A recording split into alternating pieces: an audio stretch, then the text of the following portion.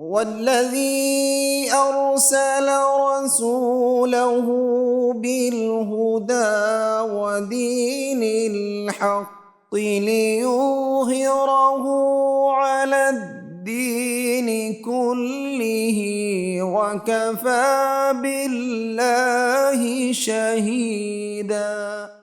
السلام علیکم ورحمۃ اللہ وبرکاتہ۔ نحمدہ ونصلی علی رسولہ الکریم، اما بعد، اعوذ باللہ من الشیطان الرجیم، بسم اللہ الرحمن الرحیم۔ رب اشرح لی صدری ویسر لی امری واحلل عقدۃ من لسانی یفقہوا قولی واجعل لی وزیرا من اہلی رب زدنی علما۔ پروگرام کے حوالے سے پچھلی قسط میں ہم نے بات کی کہ کیسے کیسے ظلم کے پہاڑ توڑے ہوئے تھے قریش نے نبی رحمت صلی اللہ علیہ وسلم پر بھی اور آپ کے ساتھ ایمان والوں پر بھی، اور پھر آپ کیسے تسلی دے رہے تھے اپنے صحابہ کو اور کہہ رہے تھے کہ صبر سے کام لو، تحمل سے کام لو، اللہ کا فیصلہ آ کر رہے گا لیکن وقت لگتا ہے۔ آج کا جو ہمارا پروگرام ہے اس میں ہم انشاءاللہ تعالی بات کریں گے نبی رحمت صلی اللہ علیہ وسلم کے سفر کی جو آپ نے طائف کی طرف کیا، اور پھر جب آپ واپس آ رہے تھے تو پھر جنوں کی ایک جماعت کا آپ کے اوپر سے گزر ہوا تو انہوں نے آپس میں کیا کہا، قرآن نے ان سارے باتوں کو کوٹ کیا ہے انشاءاللہ تعالی۔ وہیں سے شروع کرتے ہیں، سورہ احقاف کی آیت نمبر 29 سے یہ واقعہ اس طرح آتا ہے۔ اللہ سبحانہ وتعالیٰ فرما رہے ہیں، اعوذ باللہ من الشیطان الرجیم، بسم اللہ الرحمن الرحیم۔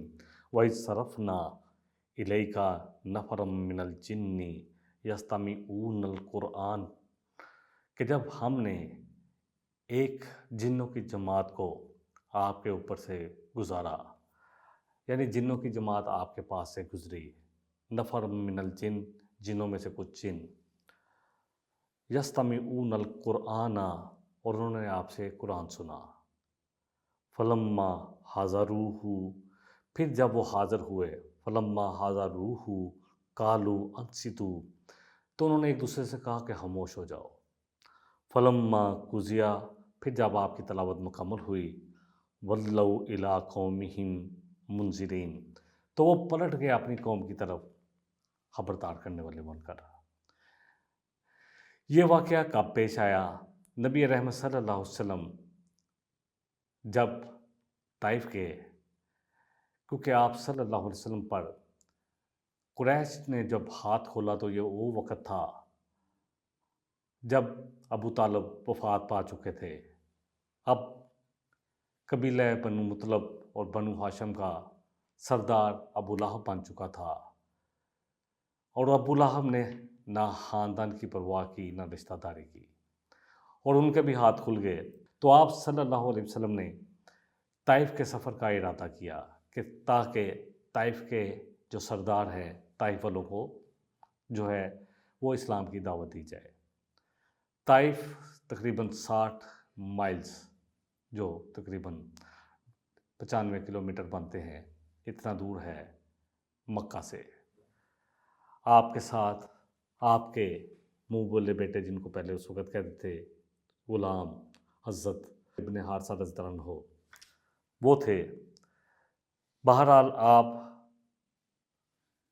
پہنچ کے صرف ان کو ساتھ لیا، اور کہا جاتا ہے یہ وہی سال تھا جب ابو طالب کی وفات ہو چکی تھی، اور اسی طرح آپ کی بڑی پیاری زوجہ مبارکہ، بڑی ہمدردی کرنے والی، اپنا تمام مال آپ پر نچھاور کرنے والی اور اللہ کے دین کے لیے نچھاور کرنے والی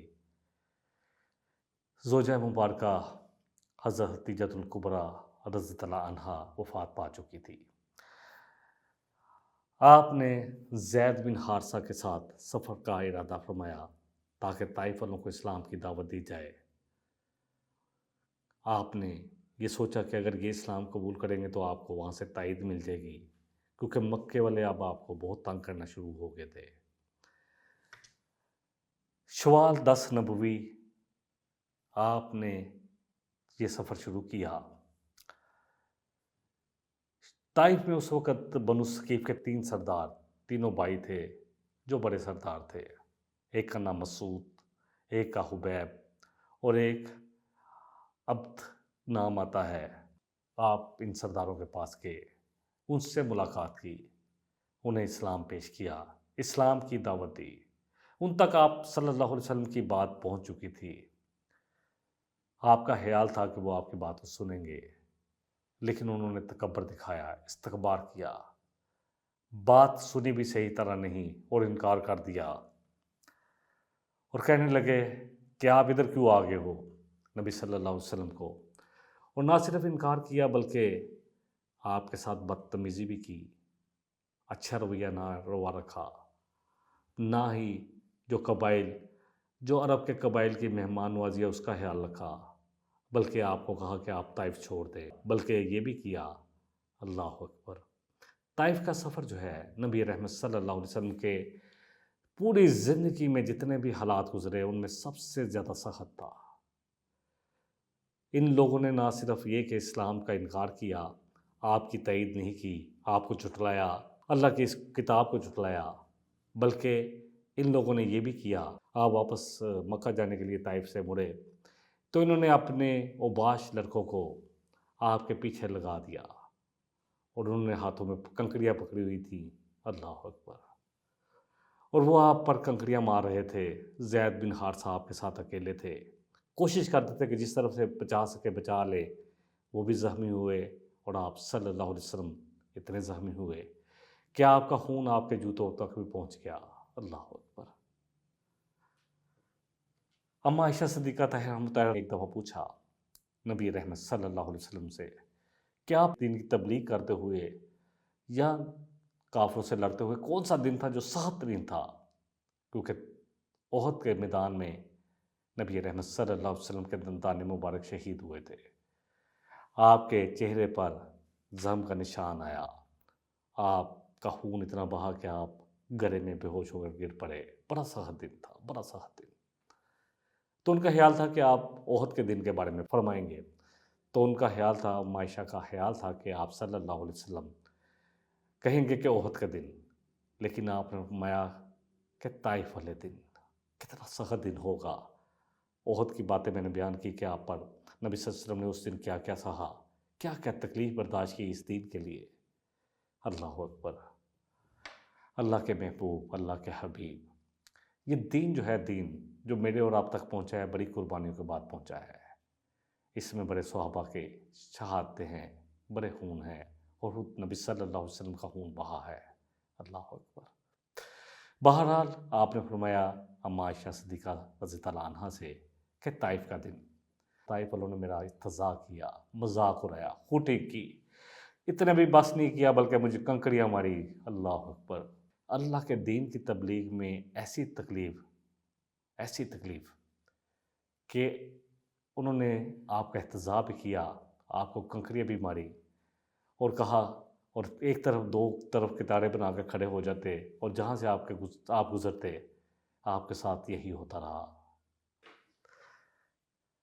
طائف میں آپ زیادہ دیر نہیں ٹھہرے، آپ واپس آئے، اور زخمی حالت میں جب آپ واپس پہنچے تو وہاں پر مکہ میں جو دو دشمن تھے، عتبہ اور شیبہ، ان کا باغ تھا تقریباً 3 میل کے فاصلے پر، 3 میل کے فاصلے پر، لیکن انہیں پھر بھی شرم آئی، انہوں نے اجازت دی۔ اس وقت وہاں پر ایک ان کا جو رکھوالا بھی تھا اور غلام بھی تھا، اس کا نام تھا عداس، اس سے ملاقات ہوئی، انہوں نے کہا کہ ان کو آنے دو باغ میں، اللہ اکبر۔ طائف والوں نے تو انتہا کر دی، انتہا۔ اس سے جب عداس سے آپ کی بات ہوئی تو اس نے کہا میں عیسائی ہوں، نینوا کا رہنے والا ہوں، تو آپ نے فرمایا میرے بھائی یونس کو ماننے والے ہو، تو اس نے بڑا خوش ہوا اور آپ کا ہاتھ چوم لیا، اور پھر آپ کی خدمت کی، انگوروں کا باغ تھا، آپ نے انگور کھائے اور وہاں تھوڑی دیر آرام کیا، کچھ ٹائم گزارا۔ تو طائف والوں نے آپ کے ساتھ اتنا ظلم کیا، آپ جب اس باغ میں آپ نے اب آ کر ان سے بچے، ان کی ہوٹنگ سے، ان کے اوباش اور شری لڑکوں کے پتھروں سے، تو اللہ کے آگے ہاتھ پھیلا دیے۔ یقین جانے یہ دعا ایسی ہے جو آپ نے مانگی، کیسی دعا کہ جب بھی پڑھتا ہوں تو الحمدللہ ایسی دعا ہے کہ آنکھوں سے آنسو بہتے ہیں کہ کیا کیا تکلیفیں سہی نبی رحمت صلی اللہ علیہ وسلم نے ہمارے لیے اللہ سے دعا مانگی کہ اے اللہ میں اپنی کمزوری، بے کسی، اللہ اکبر، اور بے قدری کا شکایت تجھ سے کرتا ہوں۔ اے اللہ تیرے سامنے شکوہ رکھتا ہوں۔ اے اللہ تو کمزوروں کا رب ہے۔ یہ مجھے کن کے حوالے کر دیا؟ کن کے حوالے؟ دیکھیں جو بھی آپ صلی اللہ علیہ وسلم کے ساتھ ہوا اس کو ذرا تصور کریں۔ نبی رحمت صلی اللہ علیہ وسلم تمام انبیاء رسول کے سردار، امام الانبیاء، اللہ اکبر، اللہ کے مخلوق میں سب سے بہتر، آدم علیہ السلام کی اولاد میں سب سے بہتر، اللہ کے محبوب، اللہ کے حبیب، جس کو اللہ نے اپنا حبیب بنا لیا، دین کے لیے کیسی کیسی تکلیفیں۔ کہا اے اللہ مجھے کن کے حوالے کر دیا؟ کسی بیگانوں کو میرے معاملے کا تو نے مالک بنا دیا تاکہ وہ مجھ سے زیادتی کریں، بدتمیزی کریں، تندہی سے پیش آئیں۔ اے اللہ، اے میرے اللہ، اے اللہ اگر یہ سب کچھ تیری طرف سے ہے اور تو مجھ سے ناراض نہیں ہے تو اللہ مجھے کوئی پرواہ نہیں، پھر مجھے کوئی پرواہ نہیں۔ یہ سارا کچھ سہنے کے بعد بھی صرف ایک چیز کا خوف آیا کہ کہیں اللہ مجھ سے ناراض تو نہیں کسی بات پر جو میرے ساتھ یہ ہوا۔ یہ ساری شکوہ اللہ کے سامنے رکھنے کے بعد، جیسے کہ یوسف علیہ السلام کے والد یعقوب علیہ السلام کہتے تھے کہ میں اپنے آنسو اور اپنا شکوہ صرف اللہ کے آگے رکھتا ہوں۔ آپ نے بھی کہا کہ میں اپنی کمزوری، اپنی اتنی ناقدری، میرے ساتھ جو بھی ہوا، میں بار بار سوچتا ہوں کہ کیا وقت ہوگا وہ۔ اللہ اکبر، اللہ اگر تو مجھ سے ناراض نہیں تو پھر کوئی پرواہ نہیں، لیکن اے میرے مولا، اے میرے رب، اے میرے اللہ، مجھے تیری عافیت درکار ہے۔ یہ نہیں کہا کہ بار بار میرے ساتھ ہوتا رہے، کہا مجھے تیری عافیت درکار ہے۔ اللہم عافنی، اے اللہ مجھے عافیت دے۔ اے اللہ میں تیرے چہرے کے نور کا طالب ہوں، جس سے تاریکیاں روشن ہوتی ہیں، جس سے دنیا اور آخرت کے معاملات درست ہوتے ہیں، اور میں تیری پناہ چاہتا ہوں اس سے کہ مجھ پر تیرا غضب نازل ہو یا تیرا عذاب نازل ہو۔ اے اللہ میں تیری رضا چاہتا ہوں، تیری رضا کا طالب ہوں۔ اے اللہ تو مجھ پر اپنا کرم کر یہاں تک کہ تو مجھ سے راضی ہو جا۔ یہ ہے وہ دعا جو اتنی تکلیفوں کے بعد آپ صلی اللہ علیہ وسلم نے کی، پھر بھی بد دعا نہیں کی طائف والوں کے لیے۔ آپ نے فرمایا یہ نہیں تو ان کی نسلیں ضرور مسلمان ہوں گی۔ اللہ اکبر۔ جبریل امین کو بھیج دیا اللہ نے کہ جاؤ میرے محبوب کے پاس۔ حاضر ہوئے، سلام عرض کی اور کہا کہ اے اللہ کے رسول صلی اللہ علیہ وسلم، میرے ساتھ پہاڑوں والا فرشتہ ہے، آپ کہیں تو اللہ نے کہا کہ جو آپ کہیں گے ویسے ہی کرے گا۔ آپ کہیں تو 2 پہاڑوں کو یہ بنو جو ہے ملا کر پورے کے پورے بنو ثقیف کو کچل دیا جائے، ختم کر دیا جائے، طائف والوں کو ختم کر دیا جائے۔ تو آپ نے کہا نہیں، آپ نبی رحمت صلی اللہ علیہ وسلم اتنا ظلم سہنے کے بعد بھی، اتنی زیادتی سہنے کے بعد بھی فرمایا کہ نہیں، یہ نہیں تو ان کی نسلوں میں سے ضرور کوئی مسلمان ہوگا۔ اور پھر ہم دیکھتے ہیں کہ محمد بن قاسم جیسا شخص جس سے پاک و ہند میں اسلام پھیلا، وہ طائف والوں میں سے تھا۔ یہ ہے وہ کرم جو نبی صلی اللہ علیہ وسلم اور وہ رحمت جو آپ لوگوں کے ساتھ کرتے تھے، تکلیف دینے والے کو معاف کر دیتے تھے، ظلم کرنے والے کو معاف کر دیتے تھے، زیادتی کرنے والے کو معاف کر دیتے تھے، جو آپ کے ساتھ برا سلوک کرتا تھا اس کے ساتھ اچھا سلوک کرتے تھے۔ اسلام بڑی قربانیوں کے بعد یقین جانے پھیلا ہے۔ انشاءاللہ اس پر مزید بات کریں گے کہ پھر آپ جب اس باغ سے نکلے تو اس کے بعد آپ کہاں گئے، اور جنوں کی ایک جماعت نے قرآن آپ سے کس علاقے میں سنا۔ ایک وقفہ لیتے ہیں، باقی بات انشاءاللہ وقفے کے بعد کریں گے۔ والذي أرسل رسوله بالهدى ودين الحق ليظهره على الدين كله وكفى بالله شهيدا والذي أرسل رسوله بالهدى ودين الحق ليظهره على الدين كله وكفى بالله شهيدا۔ جی السلام علیکم ورحمۃ اللہ وبرکاتہ۔ وقفے سے پہلے بات ہو رہی تھی کہ آپ صلی اللہ علیہ وسلم نے جب طائف کے اوباش لڑکے آپ کے پیچھے لگے ہوئے تھے، ہوٹنگ کر رہے تھے، آپ پر پتھراؤ کر رہے تھے، تو آپ نے پناہ لی۔ مکہ کے وہ لوگ جو مسلمان نہیں تھے، مشرک تھے، لیکن پھر بھی انہیں قبیلے کی روایت کا کچھ پاس تھا، عتبہ اور شیبہ، انہوں نے باغ میں آنے کی اجازت دی۔ وہاں تھوڑے کچھ دن رہے، اللہ سے دعا بھی کی جس کا ذکر گزر چکا ہے وقفے سے پہلے، اور پھر آپ وہاں سے چلے۔ اور راستے میں جب آپ نخلا کے مقام پر تھے تو نماز عشاء آپ پڑھا رہے تھے۔ بعض روایت میں نماز فجر بھی آتی ہے، تو آپ تلاوت کر رہے تھے تو جنوں کی ایک جماعت کا آپ پر سے گزر ہوا۔ اللہ نے وہاں سے ان کو گزروایا، اللہ نے بھیجا جنوں کو کہ جاؤ، کیونکہ آپ جنوں کے لیے بھی نبی ہیں، رسول ہیں، تمام انسانوں کے لیے بھی رسول ہیں۔ تو انہوں نے جب آپ کا قرآن سنا، جس کا ذکر ہم نے شروع میں کیا سورہ کہف کی آیت نمبر 22 سے، وَإِذْ صَرَفْنَا إِلَيْكَ نَفَرًا مِنَ الْجِنِّ يَسْتَمِعُونَ الْقُرْآنَ، کہ جب ایک جنوں کی جماعت کا آپ پر سے ہم نے گزر کروایا تو آپ قرآن کی تلاوت کر رہے تھے، انہوں نے قرآن کو سنا۔ فَلَمَّا حَاضَرُوهُ، پھر جو آپ کے پاس حاضر ہوئے، قالو، تو کہنے لگے، انصتوا، کہ خاموش ہو جاؤ، فوراً خاموش کر دیا، ایک دوسرے کو بالکل خاموش ہو جاؤ۔ فَلَمَّا قُضِیَ، پھر جب آپ تلاوت مکمل کر چکے، وَلَّوْا إِلَىٰ قَوْمِهِمْ مُنذِرِينَ، تو اپنے قوم کی طرف پلٹ گئے ان کو خبردار کرنے کے لیے۔ کتنا قرآن سنا ہوگا انہوں نے، کتنا، ایک رکوع، 2 رکوع۔ فجر کا اگر سنا تو تھوڑا لمبی قرات ہے، عشاء میں بھی لمبی قرات کی جاتی ہے، مغرب میں تھوڑی کم ہوتی ہے، لیکن بات سمجھ میں آ گئی۔ ہمیں بات پورا قرآن سن لیتے ہیں، بات سمجھ نہیں آئی۔ کیا کیا جنہوں نے؟ اللہ فرما رہے ہیں فَلَمَّا قُضِیَ وَلَّوْا إِلَىٰ قَوْمِهِمْ مُنذِرِينَ، تو فوراً اپنی قوم کو خبردار کرنے کے لیے چل پڑے۔ کیا ہم یہ کرتے ہیں؟ خطبہ حجۃ الوداع، نبی رحمت صلی اللہ علیہ وسلم، اتنا بڑا خطبہ کہ اس سے پہلے نہ اتنے بڑے خطبے سے آپ نے خطاب کیا اور نہ اس کے بعد 1,40,000 مومن مرد اور عورتیں۔ تو کیا فرمایا آپ نے؟ بلغوا انی ولو آیتن، کہ میری طرف سے اگر ایک آیت بھی کسی کو آتی ہے تو وہ بھی پہنچائے قرآن کی اگر ایک آیت بھی آتی ہے۔ پھر کہا فَلْيُبَلِّغِ الشَّاهِدُ الْغَائِبَ، جن تک نہیں پہنچا ان تک پہنچاؤ۔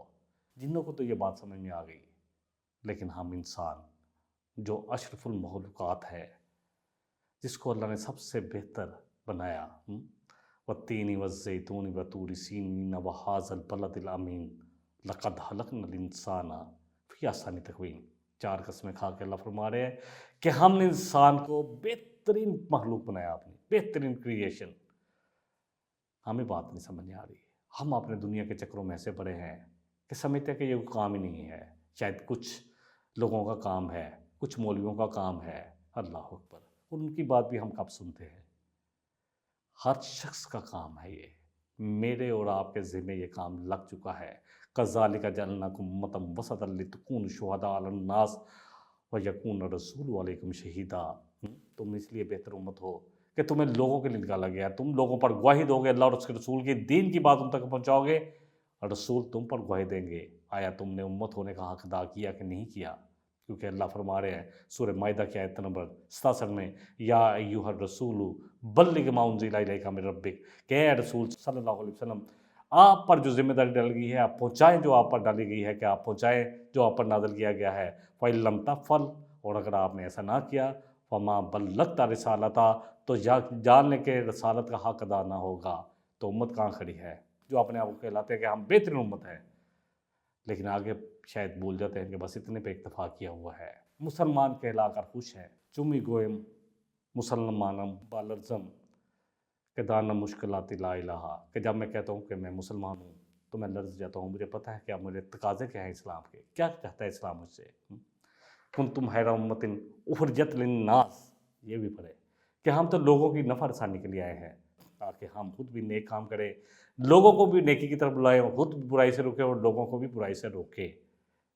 وَتُؤْمِنُونَ بِاللَّهِ، اور ہم اللہ پر ایمان لائیں۔ لوگ کہتے ہیں کہ جب بہت کامل ہوں گے تو کریں گے دعوت کا کام، تُؤْمِنُونَ بِاللَّهِ بعد میں لایا گیا، اللہ اکبر، تاکہ یہ کام شروع کر دینا ہے۔ جیسے جیسے ایمان آ گیا، سمجھ آ گئی تو شروع کر دیں انشاءاللہ تعالیٰ۔ اس کی خیر و برکت سے، اس دعوت والے کام کی خیر و برکت سے اللہ ایمان کو اور بھی مضبوط کر دیں گے انشاءاللہ تعالیٰ۔ بہرحال جن چل پڑے اور انہوں نے جا کر وہاں پر تبلیغ شروع کر دی۔ سورہ جن کی آیت نمبر 1 اور 2 میں آتا ہے، کل اوحیا الیہ انہ استمع نفر من الجن فقالوا انا سمعنا قرآنا عجبا۔ اے نبی رحمت صلی اللہ علیہ وسلم، آپ فرما دیجئے، کل اوحیا، آپ کہیے کہ مجھ پر وحی کیا گیا ہے، الیہ میری طرف، انہ استمع نفر من الجن، کہ ایک جنوں کی جماعت نے مجھ سے قرآن سنا۔ فقالو، پس انہوں نے کہا، انا سمعنا قرآنا عجبا، ہم نے تو بڑا دل نشین قرآن سنا ہے، یہدی الی الرشد، جو کہ کامیابی کے راستے کی طرف، فلاح کے راستے کی طرف، اللہ اکبر، ہدایت رہنمائی کرتا ہے۔ فآمنا بھی، پس ہم اس پر ایمان لے آئے۔ کیا ہم نے قرآن کو کبھی ہدایت کے لیے سنا ہے یا صرف واہ واہ کرنے کے لیے سنتے ہیں؟ ہاں؟ وَلَن نُشْرِكَ بِرَبِّنَا أَحَدًا، اور ہم اپنے رب کے ساتھ اب کسی کو بھی شریک نہیں کریں گے۔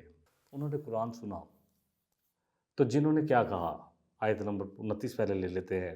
انہوں نے کہا، اللہ فرمانے فلما حَاضَرُوهُ قَالُوا أَنصِتُوا، سب سے پہلے کہ جب وہ وہاں پہنچے تو کہا خاموش ہو جاؤ، خاموش ہو جاؤ، بالکل خاموش۔ جس طرح اللہ فرما رہے ہیں سورہ الاعراف کی آیت نمبر جو ہے 204 میں، اللہ فرما رہے ہیں وَإِذَا قُرِئَ الْقُرْآنُ فَاسْتَمِعُوا لَهُ، کہ جب قرآن پڑھا جائے تو خاموشی کے ساتھ سنو، بس پورا کان لگا کر سنو۔ وَأَنصِتُوا، اور خاموش رہا کرو، لَعَلَّكُمْ تُرْحَمُونَ، تاکہ تم پر رحم کیا جائے۔ بعض جگہ دیکھا جاتا ہے آفیسز میں، دکانوں میں صبح آ کر لوگ قرآن لگا دیتے ہیں اور اپنی باتوں میں مشغول ہوتے ہیں۔ یقین جانیے یہ قرآن کی بے ادبی ہے، یہ زیادتی ہے۔ اللہ کرے ہماری بات یہ سمجھ میں آئے۔ قرآن تو ایسا کلام ہے جس کو خاموشی سے سننا ہے، اور اگر نہیں بھی سمجھ آ رہی، ویسے تو الحمدللہ ثم الحمدللہ کئی دفعہ یہ بات دہرا چکا ہوں کہ اتنی عربی ضرور سیکھ لیں۔ کم از کم وہ لوگ جو دنیا کی بہت ساری زبانیں جانتے ہیں، انگلش بھی جانتے ہیں، پڑھے لکھے لوگ ہیں، اپنے آپ کو سوکھار کہتے ہیں کہ ہم ایجوکیٹڈ لوگ ہیں، اگر انہوں نے عربی اتنی نہ سیکھی کہ جس سے اللہ کے ہاں وہ بتا سکیں، دلیل دے سکیں، جی ہم اس وجہ سے نہیں سیکھی، اور کوئی دلیل کسی کے پاس بھی نہ ہوگی۔ انگلش سیکھ لی، فرنچ سیکھ لی، اور بھی بہت ساری زبانیں سیکھ لی جاتی ہیں، لیکن عربی نہیں سیکھتے۔ اور اگر عربی نہ سیکھنے والے کل اللہ کے ہاں کیا دلیل دیں گے کہ نہیں سیکھی، تیری زبان، تیرے قرآن کی زبان، تیرے رسول کی زبان، اتنی محبت رکھتے ہیں ہم اللہ اس کے رسول سے، تو اس کی زبان نہیں سیکھی، کیا حجت ہوگی میرے پاس، کیا حجت ہوگی آپ کے پاس؟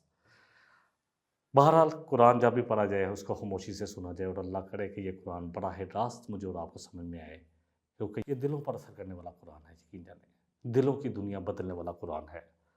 اس کا ایک ایک لفظ من جانب اللہ ہے، نزل بہ روح الامین۔ اللہ فرما رہے ہیں کہ روح امین کے ذریعے یہ نازل کیا گیا اعلیٰ قلبی کا، آپ کے قلب مبارک پر، تو یہ تو دلوں کو بدلنے والا ہے۔ تیرے ضمیر پر جب تک نہ ہو نزول کتاب، گرا کشا ہے ناراضی نہ صاحب کشاف۔ اصل بات یہ ہے کہ یہ میرے اور آپ کے دل پر، میرے اندر اترنے والی، جذب ہونے والی کتاب ہے۔ جب یہ جذب ہوگی تو انشاءاللہ تعالی ہمارے دل کی دنیا بدل جائے گی، دیکھنے کا زاویہ بدل جائے گا۔ آج جو چیزیں لگ رہی ہیں بہت بڑی، وہ چھوٹی ہو جائیں گی، اور جو چیزیں ہمیں نظر نہیں آ رہی، آخرت، وہ صحت دن، وہ ہماری آنکھوں میں بڑا ہو جائے گا۔ قبر جو بالکل قریب ہے، موت کے بارے میں ہم جانتے ہیں کہ کسی وقت بھی آ جائے گی، وہ میرے اور آپ کے لیے بڑا قریب ہو جائے گا۔ اور یہ دنیا جس کو اجل کہا گیا ہے، جو جلد ملنے والی ہے، قریب ہے، دنیا دنب سے ہے، جس کا مطلب یہ ہے کہ قریب، یہ انشاءاللہ دور ہو جائے گی۔ یہی سب سے بڑا میرا اور آپ کا امتحان ہے۔ اور یہ بھی کہا کہ ہم کسی کو بھی شریک نہیں کریں گے، ہم ایمان لے آئے اور کسی کو بھی اپنے رب کے ساتھ شریک نہیں کریں گے۔ سورہ آل عمران میں، اور پھر یہ بھی کہا کہ یہ کتاب کون سی سنی ہے ہم نے، جو ہدایت کی طرف رہنمائی کرتی ہے۔ دیکھیں اللہ نے یہ قرآن جو ہے یہ پہلی ہی آیا مبارکہ میں کہہ دیا سورہ البقرہ کی الف لام میم ذالک الکتاب کہ یہ وہ کتاب ہے لا ریب فیہ جس میں کوئی شک نہیں، ھدی للمتقین ہدایت ہے تقوی والوں کے لیے۔ اور بھی پورا قرآن بڑا پڑا ہے۔ سورہ مائدہ میں اللہ فرما رہے ہیں کیونکہ جنہوں نے یہ کہا کہ آیت نمبر 30 میں کہا کہ قالوا یا قومنا انا سمینا کتابا انزل من بعد موسیٰ، کہ ہم نے اب وہ کتاب سنی ہے جو موسیٰ علیہ السلام کی کتاب یعنی تورات کے بعد نازل ہوئی ہے، مصدقا لما بین یدیہ، اور تصدیق کرتی ہے اپنے پہلی کتابوں کی یعنی تورات کی، انجیل کی، زبور کی اور جتنے بھی صحیفہ ہے ان کی بھی، یہدی الی الحق، اور یہ ہدایت کی طرف، حق کی طرف رہنمائی کرتی ہے، وَإِلَىٰ طَرِيقٍ مستقیم، اور بالکل سیدھا راستہ، طریق مستقیم ایسا راستہ جو ہر قسم کے شرک سے پاک ہو، ہر قسم کی کجی، ہر قسم کے شک و شبہ سے پاک ہو۔ بہرحال یہ قرآن جو ہے ایسی ہی راستے کی طرف رہنمائی کرنے والا ہے۔ سورہ احقاف کے آیت نمبر 12 میں بھی آتا ہے وَمِن قَبْلِهِ کتاب موسیٰ اماما ورحمہ، اس سے پہلے کتاب موسیٰ یعنی تورات امام بھی تھی، پیشوا تھی اور رحمت بھی تھی، لیکن اب اس میں کیونکہ تحریفات ہو گئی، وَهَذَا کتاب، کہ یہ کتاب جو ہے جو تصدیق کرتی ہے مصدق لسانًا عربیًا لینذر الذین ظلموا، تاکہ خبردار کرتے ان لوگوں کو جو حق نہیں دیتے اللہ کا اور لوگوں کا یعنی ظالم لوگ، وبشریٰ للمحسنین، اور بشارت ہے کن کے لیے؟ ان کے لیے جو محسن ہیں۔ اور کہا ہے میری قوم، میں ترجمہ کر دیتا ہوں، آیت نمبر 31 میں کہا سورہ احقاف کہ کیا ہے میری قوم تم ایمان لاؤ، بات سنو، قبول کرو اس دائی اللہ کی یعنی نبی صلی اللہ علیہ وسلم کی بات کو، اور ایمان لاؤ، اور دیکھو تم کفر نہ کرو۔ تم اگر ایسا کرو گے، اگر اس کی پر ایمان لاؤ گے، یغفر لکم من ذنوبکم، تو اللہ تم پر تمہارے گناہوں کو بخش دے گا، ڈھانپ دے گا، وَیُجِرْکُم من عذاب علیم، اور تمہیں بچا لے گا عذاب علیم سے۔ اور جو بھی اس اللہ کے دائی کی بات پر کان نہیں دھرے گا، وَلَيْسَ بِمُعْجِزٍ فِي الْأَرْضِ وَلَيْسَ لَهُ مِن دُونِهِ أَوْلِيَاء، اور اس کا اللہ کے سوا کوئی کارساز نہ ہوگا، أُولَٰئِکَ فِي ضَلَالٍ مُبِینٍ، یہی لوگ ہیں جو کھلی گمراہی میں پڑے ہوئے ہیں۔ نبی صلی اللہ علیہ وسلم سے کہا جا رہا ہے، آیت نمبر 35 ہے، فَاصْبِرْ كَمَا صَبَرَ أُولُو الْعَزْمِ مِنَ الرُّسُلِ، اے نبی صلی اللہ علیہ وسلم آپ صبر کریں جس طرح کہ آپ سے پہلے اولو العزم رسولوں نے صبر کیا۔ اولو العزم رسول جو ہیں ان میں نوح علیہ السلام ہیں، ابراہیم علیہ السلام، موسیٰ علیہ السلام اور عیسیٰ علیہ السلام، اور پھر پانچویں آپ ہیں۔ آپ اسی طرح صبر کریں جس طرح انہوں نے صبر کیا۔ فَلَا تَسْتَعْجِل لَّهُمْ، آپ ان کے لیے جلدی نہ کریں، نہ کہیں کہ ان کو اللہ کیوں نہیں پکڑتا، آپ جلدی نہ کریں۔ كَأَنَّهُمْ يَوْمَ يَرَوْنَ مَا يُوعَدُونَ، کہ یہ اس دن کو اس طرح دیکھیں گے، اس دن ان کو لگے گا کہ جیسے یہ دنیا میں ایک دن ٹھہرے ہے، یعنی دن کی ایک گھڑی۔ بَلَاغٌ فَهَلْ يُهْلَكُ إِلَّا الْقَوْمُ الْفَاسِقُونَ، پس آپ پہنچا دے، پس نہیں ہلاک ہوگا مگر صرف وہی جو حدوں کو کراس کرنے والا ہے، نافرمان، سرکش۔ یہ ہے آپ سن کا طائف کا سفر، اور آپ صلی اللہ علیہ وسلم کا نماز پڑھانا، اور جنوں کا آپ کے قرآن کو سننا، اور جنوں کا آپس میں کس طرح تذکرہ کرنا، اس میں میرے اور آپ کے لیے یقیناً بڑا سبق بھی ہے، عبرت بھی ہے، ہدایت بھی ہے۔ وآخر دعوانا ان الحمد للہ رب العالمین، سبحانک اللہم و بحمدک، اشہد ان لا الہ الا انت، استغفرک واتوب الیک، والسلام علیکم ورحمۃ اللہ وبرکاتہ۔ والذي أرسل رسوله بالهدى ودين الحق ليظهره على الدين كله وكفى بالله شهيدا۔